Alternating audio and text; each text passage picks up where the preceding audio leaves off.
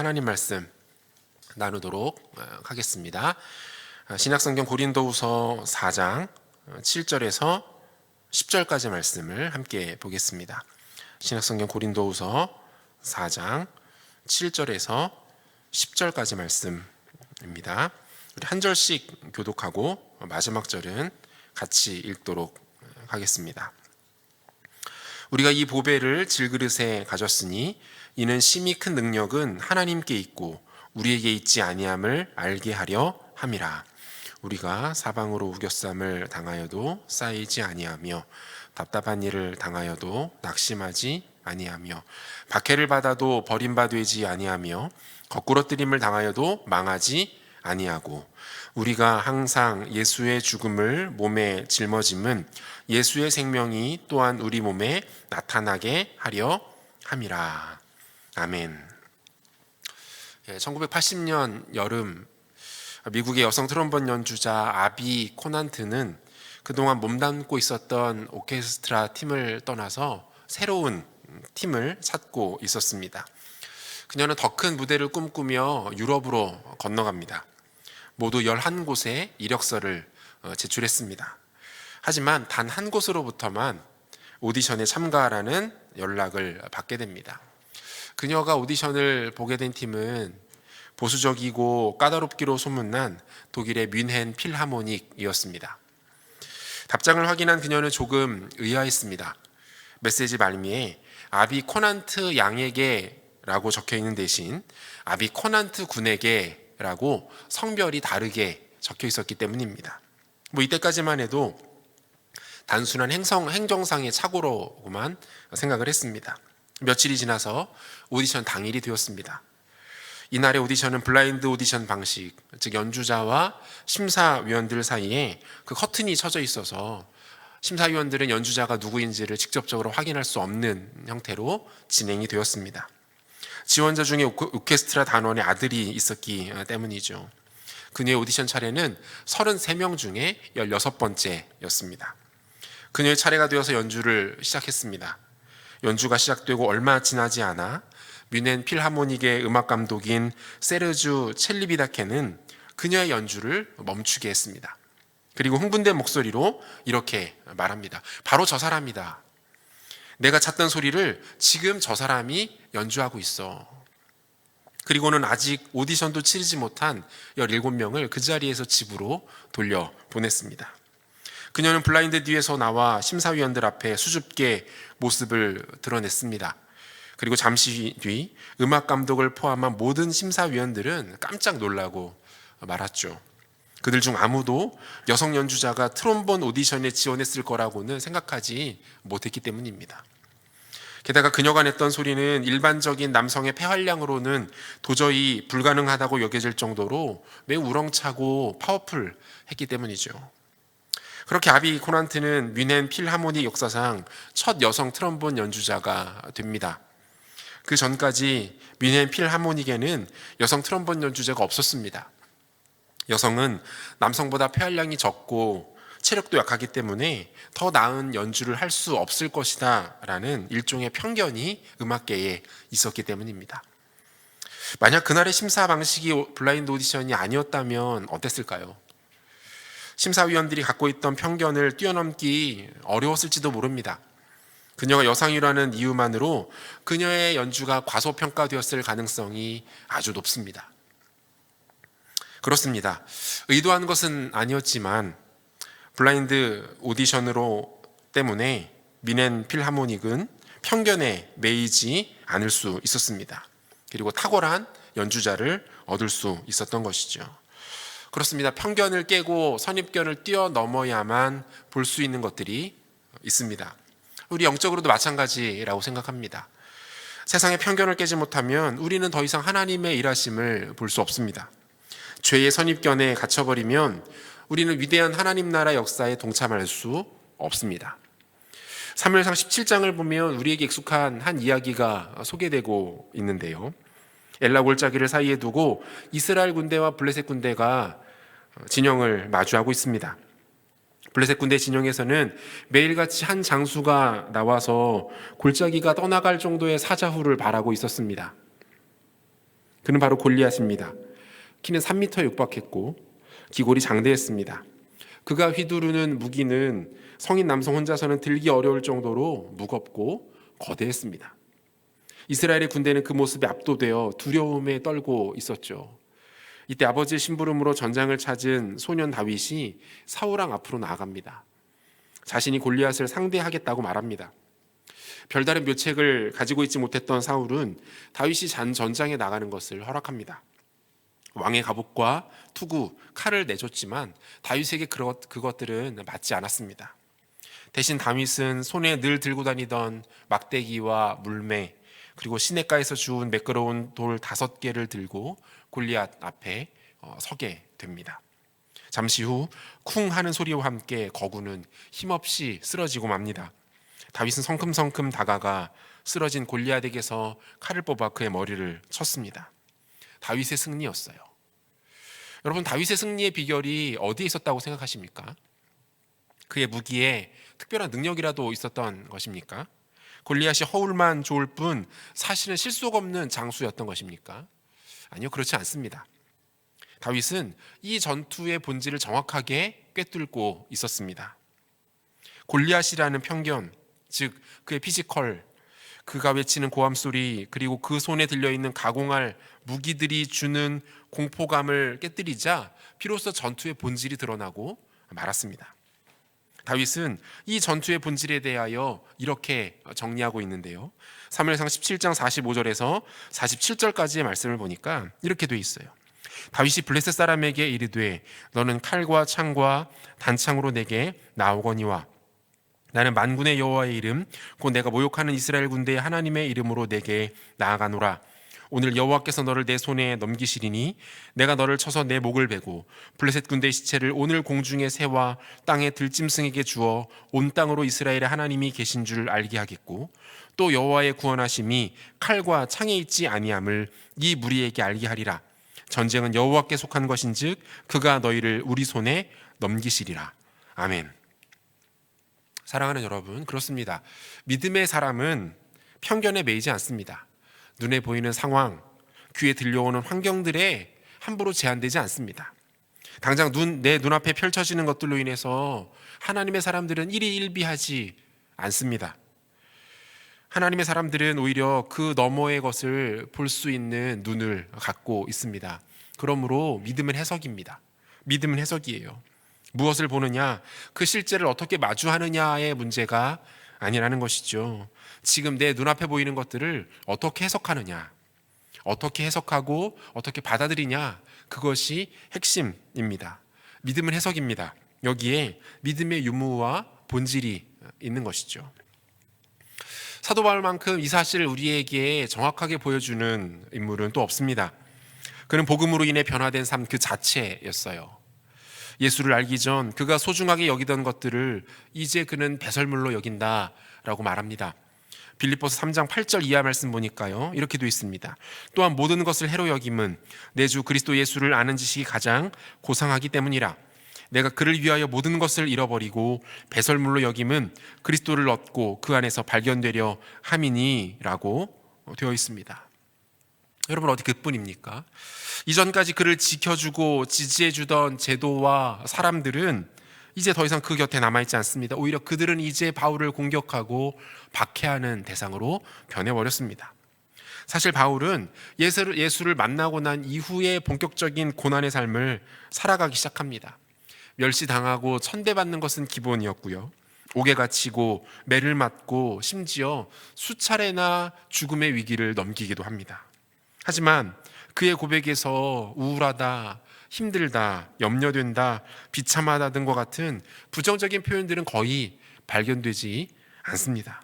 오히려 그는 이전보다 더 기뻐하는 모습들을 보여줍니다. 영광스럽다는 표현을 일상적으로 사용했습니다. 그에게는 감사와 감격의 고백이 넘쳤고요. 어디에 가서 무엇을 하든 넘쳐 흐르는 영혼의 생기가 그를 온전히 감쌌던 것들을 우리는 발견하게 됩니다. 그리고 이 복음을 어떻게든 전하기 위해서 그는 자신의 삶을 아낌없이 주님께 내어드렸던 것이죠. 사랑하는 여러분, 복음에는요, 양면성이 있습니다. 두 가지 면모가 있다라는 거예요. 무슨 뜻입니까? 복음이 우리에게 늘 행복하고 기쁘고 영광스러운 것만은 분명 아니다라는 것입니다. 바울이 당했던 일들만 봐도 알 수 있지 않습니까? 그의 내면과는 다르게 그의 삶에는 굉장히 극심한 혼란과 고난들이 가득했던 것들을 보게 됩니다. 복음은 그것을 제대로 소유한 사람들을 매우 곤란하게 만듭니다. 그를 고난의 광장 한복판에 세웁니다.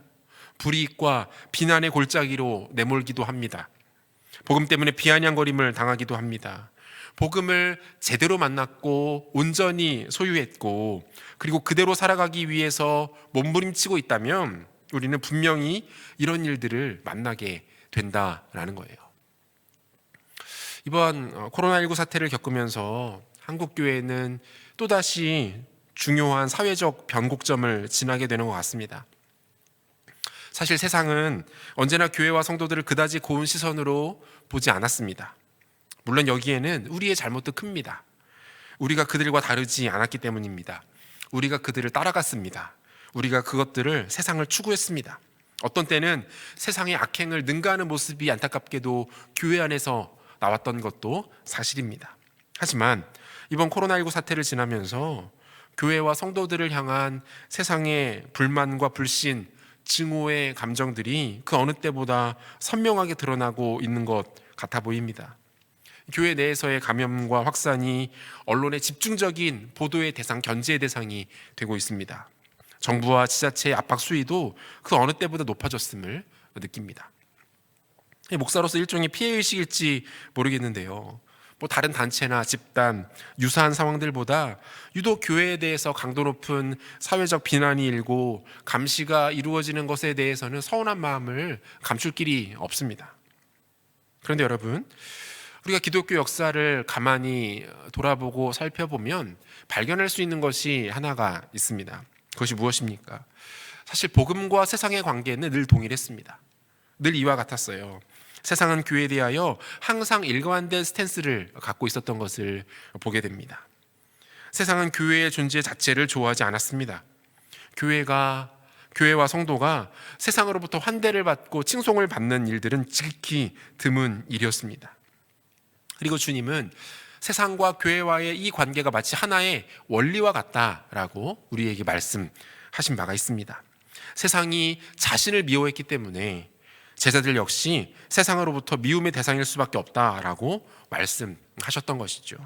요한복음 15장 18절과 19절 보니까요, 이런 말씀이 있습니다. 세상이 너희를 미워하면 너희보다 먼저 나를 미워한 줄을 알라. 너희가 세상에 속하였으면 세상이 자기의 것을 사랑할 것이나 너희는 세상에 속한 자가 아니요 도리어 내가 너희를 세상에서 택하였기 때문에 세상이 너희를 미워하느니라 라고 되어 있습니다. 그러므로 여러분, 세상으로부터 받는 외면과 비난, 미움으로부터 낙심하거나 의기소침해질 필요는 사실 없어 보입니다. 또한 우리가 믿고 따르는 복음을 부끄러워하거나 무능력한 것으로 여겨서도 안 됩니다. 세상으로부터 미움을 받고 외면을 받는 것은 오히려 복음의 본질과 가깝습니다. 예수님께서 친히 먼저 당하신 것이기도 합니다. 예수님을 따르겠다라고 말하면서 주님이 당하신 어려움과 고난을 피하려는 것은 제자로서의 마땅한 태도가 아닐 것입니다. 세상의 비난과 미움, 원망이 우리 가운데 온다면 당해야 합니다. 견뎌내야 합니다. 피할 수 없을 때는 그 앞에 서는 것도 방법입니다. 억울하지만 피해서는 안 됩니다. 다만 우리의 페이스를 우리는 놓치지 말아야 합니다. 우리의 믿음의 페이스를 우리는 견지해야 합니다. 세상의 태도, 입장과 관계없이 복음의 길을 묵묵히 걸어갈 수 있어야 하는 것이죠. 주님께서 우리에게 명하신 하나님 사랑과 이웃 사랑의 이 큰 테두리를 살아가면서 여전히 하나님 앞에 우리의 삶을 살아가는 것이 이 시대를 살아가는 성도들에게 필요한 지혜라는 거예요. 그런 차원에서 국가적으로 시행하고 있는 사회적 거리두기 운동들, 또 철저한 개인위생과 생활 방역 등 국가적인 위기를 함께 극복하는 것에 앞장설 수도 있어야 할 것입니다. 한 발 더 나아가서 우리 주변에 언제나 있는 사회적 약자들을 돌아보고 그들을 살피는 모습들이 우리 가운데 필요합니다. 그들을 어떻게 도울 수 있을까? 그들을 어떻게 더 사랑할 수 있을까에 대한 끊임없는 고민들이 또한 우리에게 필요해 보이는 시점입니다. 사랑하는 여러분, 너무 위축되거나 물러설 필요는 없습니다. 세상의 반응들, 그들의 시선들로부터 아주 자유로울 수는 없겠지만 진짜 중요한 것은 무엇입니까? 우리만의 페이스를 지키며 걷는 것입니다. 하나님을 경외하고 이웃을 사랑하는 삶의 큰 맥락을 우리의 삶에 적용하며 살아가는 것을 우리는 멈춰서는 안 됩니다. 지금은 잠시 숨을 거르고 우리 눈에 보여지는 현상 너머의 것을 바라볼 수 있는 믿음이 필요합니다. 눈에 보이는 것들을 고지고대로 받아들이는 것이 아니라 그것들을 다시 한번 믿음의 기준으로 해석하고 말씀의 필터로 재확인하고 재해석해내는 과정들이 우리 가운데 필요하다라는 것이죠. 그것이 오늘 성경이 우리에게 주는 지혜로운 삶의 교훈입니다. 바울은 자신과 성도 그리고 교회를 가리켜서 마치 질그릇과 같다라고 말합니다. 여러분, 질그릇이 뭡니까? 그 원어 성경을 찾아보니까요, 흙으로 빚어진 그릇이라는 뜻을 갖고 있습니다. 그 당시 기술로는 흙으로 그릇을 빚어놓고 특별한 약품 처리를 많이 할 수 없었기 때문에 질그릇은 매우 약했을 겁니다. 조금만 충격이 가해도 쉽게 깨지거나 그릇으로서의 기능을 제대로 할 수 없을 겁니다. 그래서 쉽게 버려졌을 거고요. 그것은 흔해 빠진 것이었습니다. 당연히 그 누구도 그것을 귀하게 여기거나 소중하게 생각하지 않았죠. 여러분, 지난 한 달간 온 인류는 우리가 마치 질그릇과 같은 존재라는 것을 새삼 확인하게 되었습니다. 사실 이번 일이 일어나기 전까지만 해도 인류는 스스로를 나름 대단하게 여기며 살고 있지 않았습니까? 인간의 기대 수명은 그 어느 때 어느 시대보다 길게 나타나고 있습니다. 삶의 질도 과거와는 비교할 수조차 없을 정도로 좋아졌어요. 과학과 기술, 문명의 발달로 인해서 과거에는 상상 속에서만 머물던 일들이 지금 우리의 일상이 되어 있는 것들을 우리는 매 순간 체감하며 살아가고 있습니다.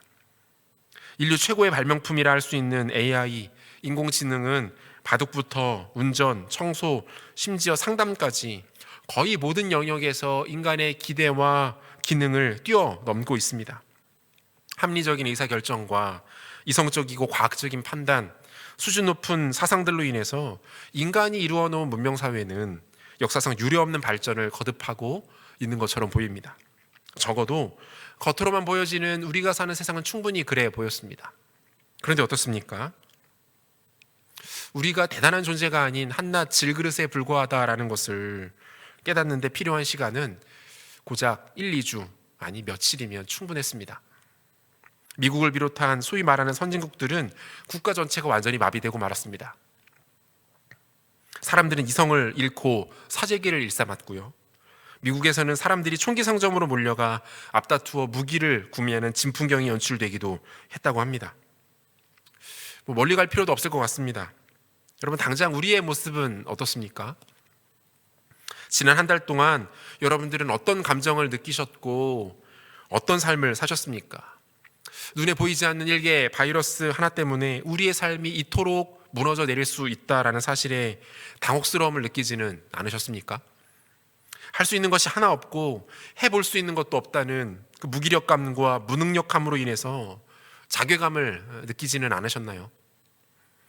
당장의 생계 문제로 인해 큰 어려움을 당하고 하루아침에 경제적인 위기에 몰려있는 자신의 처지를 보면서 허무함과 그 위기감을 느끼시는 분들도 많이 있는 것으로 알고 있습니다.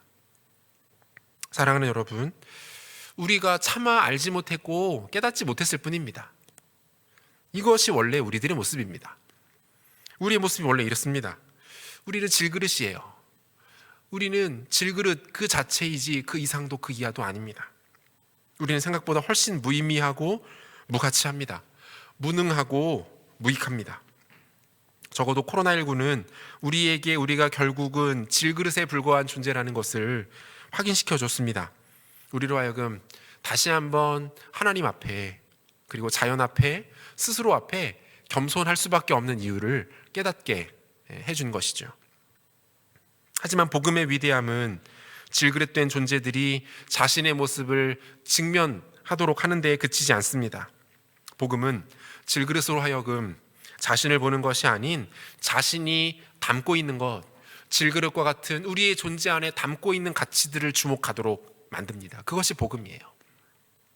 바울은 이렇게 말합니다. 본문 7절 말씀인데요, 우리가 본문 7절은 한 목소리로 같이 한번 읽어보면 좋겠습니다. 같이 읽겠습니다.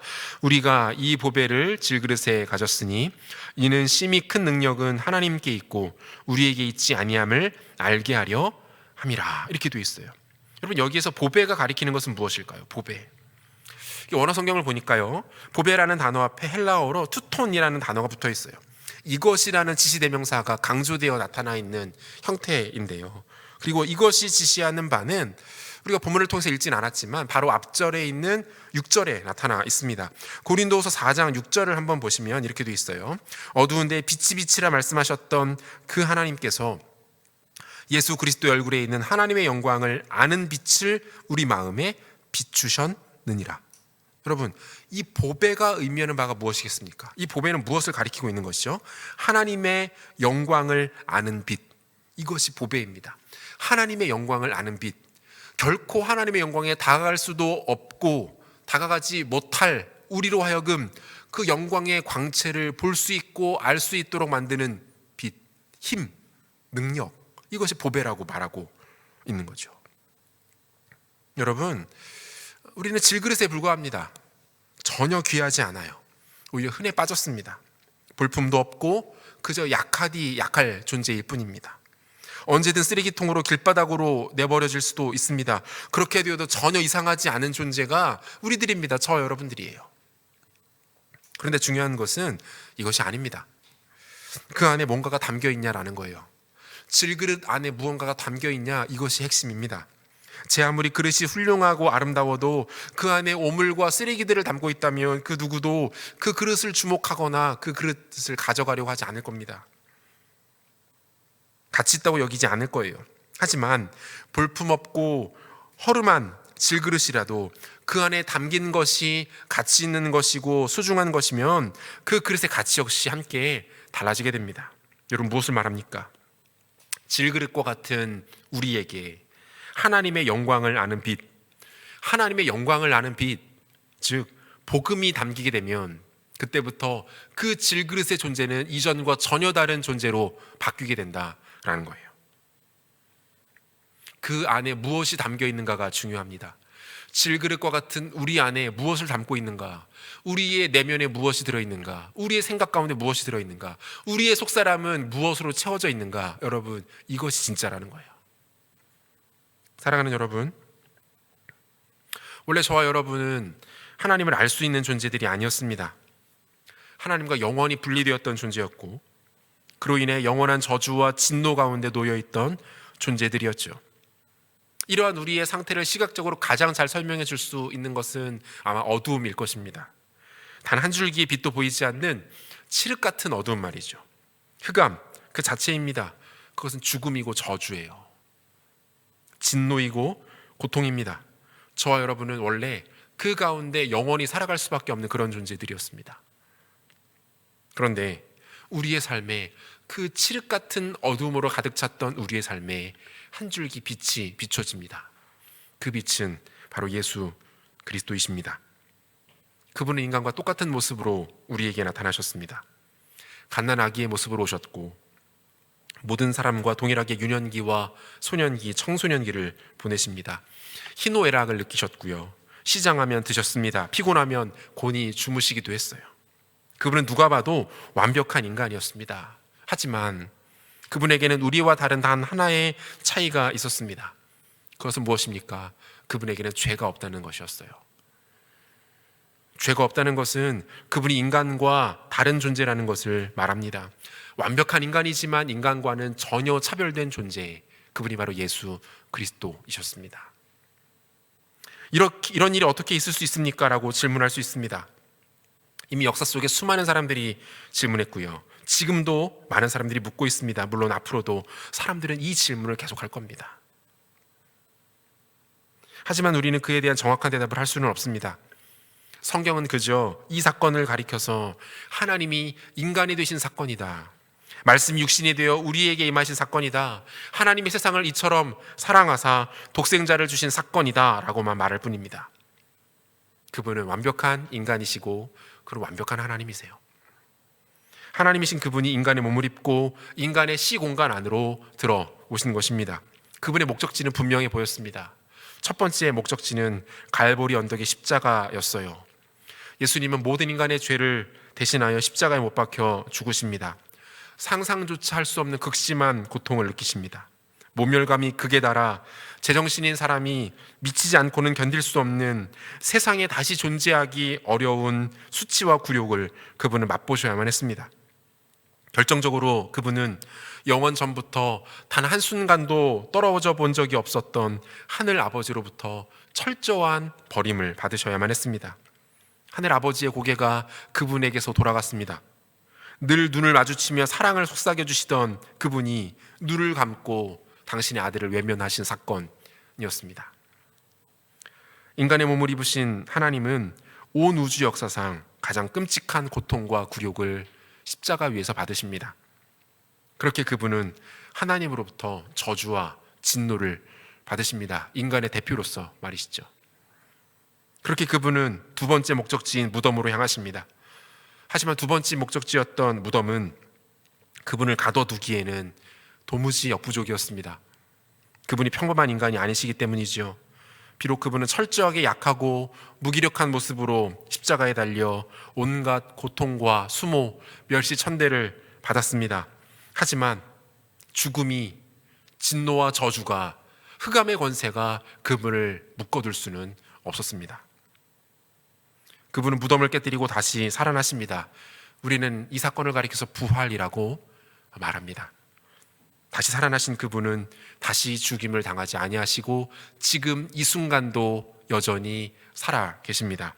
그리고 지금은 마지막 세 번째 목적지이자 그분의 최종 목적지인 하나님 우편에 그분은 앉아 계십니다.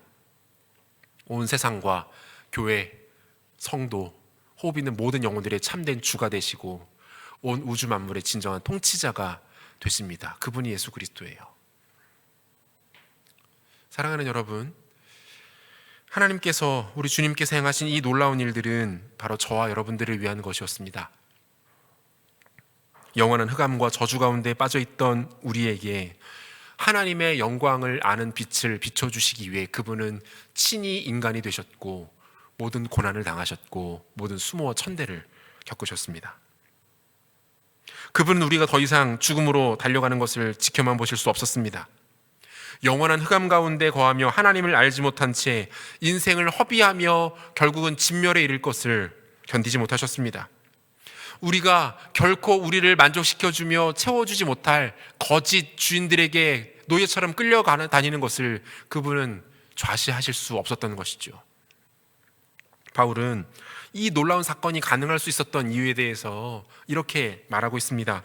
로마서 5장 8절 말씀인데요, 이렇게 되어 있습니다. 우리가 아직 죄인 되었을 때에 그리스도께서 우리를 위하여 죽으심으로 하나님께서 우리에 대한 자기의 사랑을 확증하셨느니라. 이 모든 것의 동기, 출발점, 첫 근원은 무엇입니까? 우리를 향한 하나님의 사랑이었다라고 말해요. 사도 요한 역시 동일한 결론을 내고 있는데요, 요한복음 3장 16절과 17절 말씀 보니까 이렇게 되어 있어요. 하나님이 세상을 이처럼 사랑하사 독생자를 주셨으니 이는 그를 믿는 자마다 멸망하지 않고 영생을 얻게 하려 하심이라. 하나님이 그 아들을 세상에 보내신 것은 세상을 심판하려 하심이 아니요 그로 말미암아 세상이 구원을 받게 하려 하심이라. 하나님이 인간이 되어 우리 가운데 찾아오신 이유는 바로 이 사랑, 그분의 주체할 수 없는 사랑 때문이었습니다.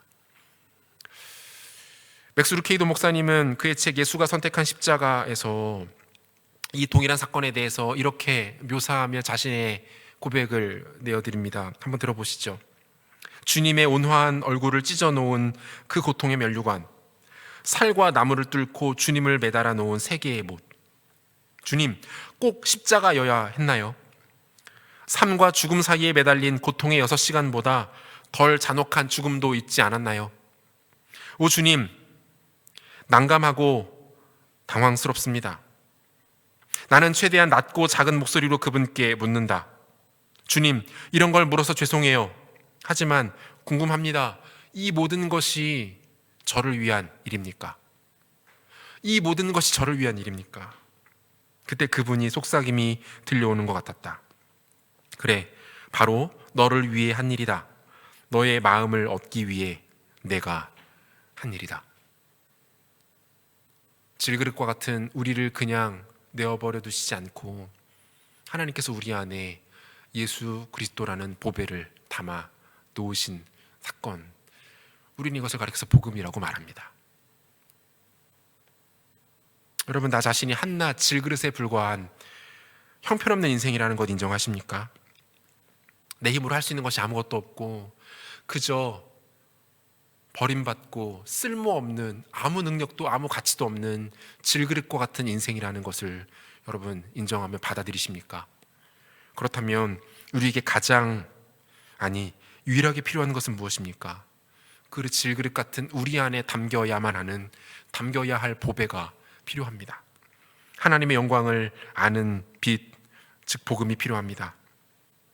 주 안에 사랑하는 여러분, 다시 복음의 귀를 기울이십시오. 다시 처음이자 전부인 복음으로 돌아가서 그 복음을 깊이 묵상하십시오. 내 영혼이 복음 앞에 완전히 새롭게 쏟아져 내리는 경험이 지금 우리에게 필요합니다.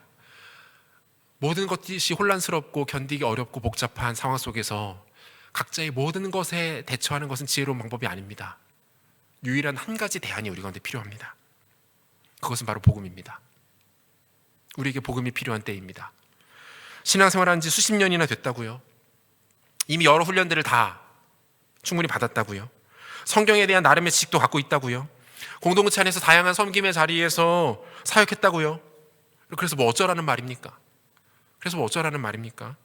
그런 신앙의 스펙이 여러분이 복음을 품고 있는 것과 어떤 관계가 있다고 생각하신다면 여러분 죄송합니다. 여러분은 아직 복음이 무엇인지 알지 못하고 있는 것입니다. 복음은 그런 게 아니에요. 사랑하는 여러분, 복음이 여러분의 가슴을 뛰게 만들고 있습니까? 우리 주변의 상황과 환경과는 관계없이 내 안에 있는 보배가 나로 하여금 가슴 뛰도록 만들고 있습니까? 복음 때문에 내 생각과 삶의 방식과 내리는 결정들이 바뀌고 있습니까? 십자가 위에서 우리 주님이 당하신 수치와 아픔, 고난과 상처들을 생각하며 오늘 당하고 있는 우리의 고난과 어려움들을 당당히 마주하고 계십니까? 여러분, 자주 말씀드리는데요, 여러분을 움직이지 못하고 여러분을 바꾸지 못하는 복음은 복음이 아닙니다. 그건 가짜입니다. 복음은 우리를 완전히 바꿔버립니다. 질그릇과 같은 우리를 전혀 다른 차원의 존재로, 사람으로, 인생으로 만들어버립니다. 여러분, 그게 복음이에요. 여러분, 복음을 갖고 계십니까? 하루를 살아가며 얼마나 복음을 묵상하고 계십니까? 나를 위해 달리신 그 십자가의 은혜를 몇 번이나 생각하며 하루를 보내고 계십니까? 우리는 다시 복음 앞에 서야 합니다. 여러분, 복음을 묵상하십시오. 나를 위해 십자가에서 벌어진 그 놀라운 일들 하나하나를 가만히 복기해 보십시오. 지금 우리에게 가장 필요한 것 바로 이 보배입니다. 하나님의 영광을 아는 빛입니다. 복음의 아름다움과 영광스러움입니다. 우리에게 복음이 필요합니다. 말씀을 마무리하려고 하는데요, 그 어느 때보다 성도로서의 지혜가 필요한 때를 우리는 살아가고 있는 것 같습니다. 우리 밖으로는 눈에 보이지 않는 바이러스와 교회와 기독교를 향한 부정적 정서와 여론을 우리는 매일같이 상대합니다. 우리 안으로는 좀처럼 끝날 기미가 보이지 않는 현 상황에 대한 무기력감과 패배감을 마주합니다. 질그릇처럼 연약하고 가진 것 없고 보잘것없는 우리에게 그 무엇 하나 쉽지 않은 상대들입니다. 여러분, 지혜로운 대처와 방식들이 필요합니다. 해답은 있습니다. 그것은 무엇입니까? 그리스도의 복음입니다. 그리스도의 십자가입니다. 십자가 위에서 우리 주께서 여러분들을 위해서 이루어 놓으신 그 일들을 다시 한번 붙들고 나아가는 것입니다. 다시 첫 마음, 첫 감격, 첫 감사로 돌아가십시오. 십자가가 세워진 갈보리 언덕으로 올라가 그 위에 나의 죄를 위해 달리신 예수 그리스도를 바라보고 그분을 찬양하며 그분을 묵상하십시오. 이번 한 주간 살아가실 때에 여러분 꼭 기억하십시오. 잠시 멈춰서서 복음을 묵상하십시오. 나를 새롭게 한 십자가를 바라보시기를 바랍니다. 이것이 질그릇 같은 우리가 살아내야 할 가장 슬기로운 인생이고 생활입니다. 다시 한번 복음을 붙들음을 통해서 위로부터 부어지는 하늘의 놀라운 지혜와 능력과 영광이 여러분들의 심령과 삶의 모든 터전 가운데 나타나게 되시기를 우리 주 예수 그리스도 이름으로 축원합니다. 같이 기도하겠습니다. 오늘 주신 이 말씀을 우리 기억하면서 같이 한번 기도했으면 좋겠는데요. 사랑하는 여러분, 요즘 여러분의 심정은 어떻습니까? 여러분의 마음은 어떤 상황, 어떤 상태로 표현될 수 있을까요? 아마 모르긴 해도 참 많은 분들이 혼란스러워하시고 무기력감에 빠져 계시고 답답함과 두려움에 사로잡혀 계시리라 생각됩니다. 그런데 여러분, 그것은 질그릇의 모습일 뿐입니다. 그리고 우리는 단순히 평범한 질그릇이 아닙니다. 우리 안에 보배가 담겨있기 때문입니다.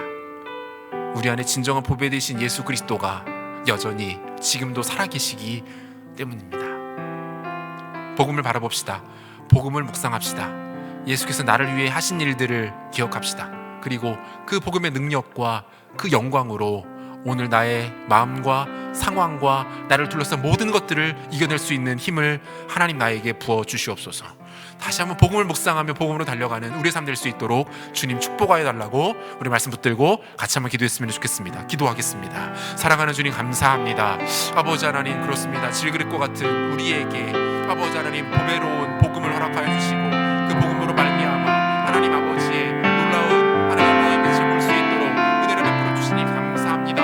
아버지 하나님, 우리가 질그릇임을 다시 한번 확인하게 되었습니다. 아버지 하나님, 우리가 질그릇 같아서 깨어질 수밖에 없고 부서질 수밖에 없는 연약한 존재임을 다시 한번 확인하게 됩니다. 하나님, 그런 우리가 하나님을 다시 한번 서기를 원합니다. 복음으로 나아가길 원합니다. 복음을 붙들기를 원합니다. 나를 위해 십자가 되신 예수를 바라보기를 원합니다. 나를 위해 모든 구원을 이루어내신 하나님 사랑 가운데 우리가 들어가기를 원합니다. 붙들리기를 원합니다. 그 복음의 능력으로 말미암아, 복음의 역사로 말미암아 모든 것을 가능하게 한 우리 주 예수님의 십자가 사랑으로 말미암아 모든 상황과 마음과 우리 중심과 모든 고난을 이겨내는 신실하고 지혜로운 주의 백성들 될 수 있도록 하나님 아버지도 축복하여 주옵소서. 은혜를 베풀어 주시옵소서. 복음으로 돌아가 복음을 묵상하며 복음의 능력과 영광으로 서로를 이길 수 있도록 하나님 함께 하여 주시기 원합니다. 하나님 은혜를 더하여 주옵소서. 역사하여 주시옵소서. 은혜를 베풀어 주시는 그리스도 나라를 기도합니다. 한 가지만 더 말씀을 기억하며 기도했으면 좋겠는데요. 사랑하는 여러분 지혜를 구하십시오. 지혜와 명철을 구하십시오. 슬기로운 생활이 우리 가운데 필요한 때입니다. 세상 가운데 너무 위축될 필요는 없습니다. 하지만 우리의 믿음의 페이스를 지키며 걸어가는 것은 반드시 필요한 일입니다. 이 시간 기도할 때에 주님, 하늘 문 여시고 우리의 삶 가운데, 우리의 영혼 가운데 하나님의 지혜를 부어 주시옵소서. 하나님의 백성으로 슬기롭게, 지혜롭게, 명철하게 그리고 탁월하게 살아갈 수 있는 하나님의 능력과 힘으로 우리의 삶을 채워달라고 우리 다시 한번 기도했으면 좋겠습니다. 기도하겠습니다. 사랑하는 주님 감사합니다. 아버지 하나님, 우리에게 하나님의 지혜와 하나님의 명철이 필요합니다. 하나님, 세상이 하나님 우리를 하나님 또 독시하는 시선으로 봅니다. 하나님, 여전히 하나님 전염병의 공포가 온 세상 모든 창궐한 것들을 하나님 보게 됩니다. 하나님, 이 상황 속에서 우리가 어떻게 살아가야겠습니까? 어떤 모습으로 서 있어야겠습니까? 무엇을 추구하며 무엇을 따라가야겠습니까? 사랑하는 주님, 하늘 문 여시고 주의 백성들 가운데 하늘의 지혜를 놀랍게 부어 주시옵소서. 하늘의 지혜를 놀랍게 부어 주시옵소서. 지혜가 필요합니다. 주의 명철이 필요합니다. 우리 주의 신실은 하나님 지혜로운 생활이 우리 삶 가운데 나타나게 될 줄로 아버지 하나님 믿사오니 하나님 은혜를 베풀어 주옵소서. 사랑하는 주의 백성들 삶 가운데 무너지지 않게 하시고 하나님이 주의지 않게 도와주시고 두려워하지 않게 도와주시고 근심 걱정 염려가 떠나가게 도와주시고 우리를 놀라는 애가 우리 가운데 부어진 것을 경험하는 은혜 될 수 있도록 하나님 역사하시고 축복하여 주시고 주시옵소서. 하나님 역사해 주옵소서. 신실하신 하나님, 전염병이 창궐하고 세상이 혼란스럽고 그 무엇 하나 정상적으로 돌아가는 것 같아 보이지 않는 오늘의 현실 속에서도 사랑하는 주의 백성들을 날개 그늘 아래 따뜻하게 품어주시고 끊임없는 사랑과 긍휼과 은혜로 공급하셔서 오늘도 주 앞에 예배함으로 나올 수 있도록 은혜 더하여 주시니 감사함을 드립니다. 비록 우리가 한 달 이상 한 자리에 모여 예배하고 있지 못하지만 우리가 곧 교회이기에 우리가 각자 멈춰서서 하나님을 묵상하고 주께 무릎 꿇는 그 자리가 곧 교회임을 고백합니다. 사랑하는 주님, 흩어져 있는 건강한 교회들이 더욱더 힘있게 세워지는 기간들 될 수 있도록 주님 축복하여 주시옵소서. 기도가 깊어지는 시간 되게 하여 주시옵소서. 복음을 더 깊이 묵상하는 시간들 될 수 있도록 은혜를 베풀어 주옵소서. 공동체 소중함을 깨달으며 지체의 아름다움을 발견하는 시간으로 하나님 이 기간들을 사용하여 주시기를 주님 간절히 소망합니다. 하나님, 쉽지 않은 상대들을 마주하고 있습니다. 마치 엘라 골짜기의 골리앗처럼 세상의 시각과 창궐하고 있는 전염병이 우리를 내리누르며 우리를 두렵게 만듭니다. 사랑하는 주님, 하지만 과감하게 믿음의 눈을 들어 해석해내겠습니다. 눈에 보여지는 것 너머의 것을 바라볼 수 있는 영적 안목과 통찰들을 사랑하는 주의 백성들 가운데 허락하여 주시옵소서. 그리고 복음을 향하여 날 위해 십자가 달리신 예수 그리스도의 사랑을 힘입으며 다시 한번 복음 앞에 바로 서는 사랑하는 주의 백성들 될 수 있도록 은혜를 베풀어 주시옵소서. 삶에 어려움 당한 청년들이 있습니까? 주님, 이 시간 찾아가셔서 위로하여 주시고 안아주시고 품어주시고 격려하여 주시옵소서. 나와 함께 이겨내보자, 나와 함께 통과해보자 말씀하여 주시고 그 말씀으로 힘얻어 위로받아 다시 한번 일어나는 놀라운 역사들 나타날 수 있도록 주님 축복하여 주시옵소서. 건강의 문제로 인하여 아파하는 가정들, 하나님, 우리 청년들 있습니까? 아버지, 여호와 되신 하나님의 치유 역사가 그 가정과 그 육체 가운데 나타날 수 있도록 은혜를 베풀어 주시고 더 강건함으로 주를 예배하며 주를 섬길 수 있는 놀라운 은혜를 허락하여 주시옵소서. 사랑하는 청년들, 일상을 살아갈 때의 주의 지혜가 명철이 넘쳐나게 도와주시고 좋은 만남의 복들이 넘쳐나도록 주님 축복하여 주시고 어딜 가나 하나님의 사람으로 하나님 그 존재가 자체를 아름답게 드러내는 인생 살아갈 수 있도록 주님 역사하여 주시옵소서. 만남의 복을 더하여 주시고 주변에 좋은 사람들이 많이 있게 하여 주시고 특별히 허락하신 믿음의 배우자를 만나 복된 가정 이루는 저들의 삶 될 수 있도록 주님 마음껏 축복하여 주시옵소서. 정성껏 귀한 예물을 내어드립니다. 헌금이 예배에 너무나도 중요한 일부이기에 기억하고 우리의 마음을 들여 하나님 앞에 예물을 드립니다. 드리는 손길을 주님 마음껏 축복하여 주시고 예물들이 귀하게 사용될 수 있도록 은혜 베풀어 주시고 예물들을 통하여서 하나님 나라 확장되어지는 놀라운 은혜가 우리 삶 가운데 나타나도록 은혜 베풀어 주시옵소서. 지금은 우리 주 예수 그리스도의 은혜와 하나님의 사랑하심과 성령의 위로하시는 교통하시는 역사가 다시 한번 복음으로 돌아가 질그릇과 같은 우리 안에 보배를 담아내고 그 복음의 능력과 영광으로 골리앗과 같은 이 세상을 능히 힘있게 살아내기를 간절히 사모하며 예배에 참여 사랑하는 모든 청년들 가운데, 성도들 가운데 이제부터 영원토록 함께 있을지어다. 아멘.